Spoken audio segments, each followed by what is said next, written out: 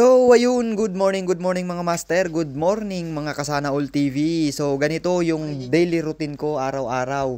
So, kung makikita nyo dyan ay nakaredy na ako at nakabihis na ako. So, ayun, magtataka kayo, hindi talaga ako naliligo. Oo, hindi ako naliligo kapag umaga kasi sobrang lamig dito at lalo pat nandito ako sa Queenstown. So, naliligo ako kapag gabi. 11 p.m. saka ako naliligo bago ako matulog para pagising ko, maghihilamos na lang ako, konting wisik-wisik para bihis na lang. At habang naghihintay nga ako na sumapit ang alas 9 para sa oras ng pasok sa trabaho ay nagkape muna ako. So ayan, ang kape ko puro yan, black coffee yan, walang asukal at walang gatas. So yan lang ang iniinom ko kapag umaga. At syempre nagre-reply na rin tayo sa mga nagme-message sa ating page. Syempre kailangan nila ng update kaya nagme-message ako. Hindi ko man lahat nare-replyan, at least nakakapag-reply ako ng pailan-ilan. At talagang ang napakaganda lagi ng umaga ko dahil talaga namang napakaganda ng lugar na nasisilayan ko. So kung makikita nyo naman, wala pang snow yan. So talagang sulit na sulit ang umaga ko. Yan lang ang bumubuo ng araw ko. Pagising ko, lilingon lang ako sa mga bundok na yan at nag-aabang kung magkaka-snow na siya. Sorry, wala pa rin talaga. Ganun talaga ang buhay. Hintayin na lang natin. Sana abutan ko pa yung snow bago ako makabalik sa Auckland. At heto nga pala ang properties na minemaintain ko dito sa Queenstown. So ang company ko ay meron ditong lofts, meron silang motel, meron silang backpackers at meron silang mga apartments. So baka aabot ng 100 na kwarto ang minemaintain ko dito sa Queenstown.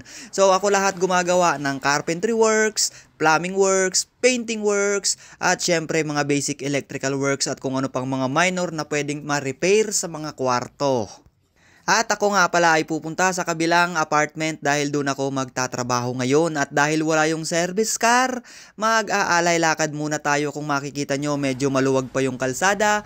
Wala pang masyadong mga turista kasi nga medyo umulan din at medyo malamig pa yung panahon. Baka maya-maya dadagsa na sila. So kung mapapansin nyo, maraming mga bahay na matatagpuan sa bundok. So sa Pilipinas, kapag ikaw ay nasa bundok, hahamakin ka, mamatahin ka ng mga kala mo kung sinong may mga napatunayan sa buhay. Pero dito kapag nakatira ka sa bundok, sa medyo mga matatarik na lugar, ay medyo nakakaangat ka. So ganun dito. Dito walang diskriminasyon. Diyan lang naman sa atin sa Pilipinas ang maraming diskriminasyon. Real talk. Real talk yan. Masakit na realidad. At dahil napag-usapan natin ang discrimination, lubos-lubusin na natin kasi dito sa New Zealand, wala talagang discrimination dito. Lahat dito pantay-pantay, kahit gaano ka kahirap dito, pantay-pantay, irerespeto ka ng tao dito. Hindi kagaya sa atin na ang respeto ng iba ay nakadepende sa estado ng buhay. So ayun, real talk na naman yun. Masakit na realidad. At dito sa New Zealand, hindi edad ang mahalaga. Hindi sila bumabase sa itsura. At syempre, hindi nila tinitingnan ng isang tao sa taas ng pinag-aralan. As long as qualified ka sa mga posisyon na ina-applyan mo, pwede kang magtrabaho dito.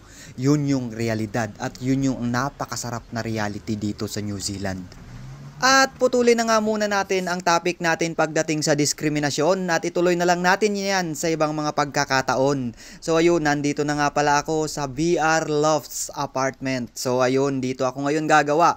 At syempre, hiniram ko na rin yung susi dahil papasok at pupunta na ako dito sa aking pagtatrabahuan.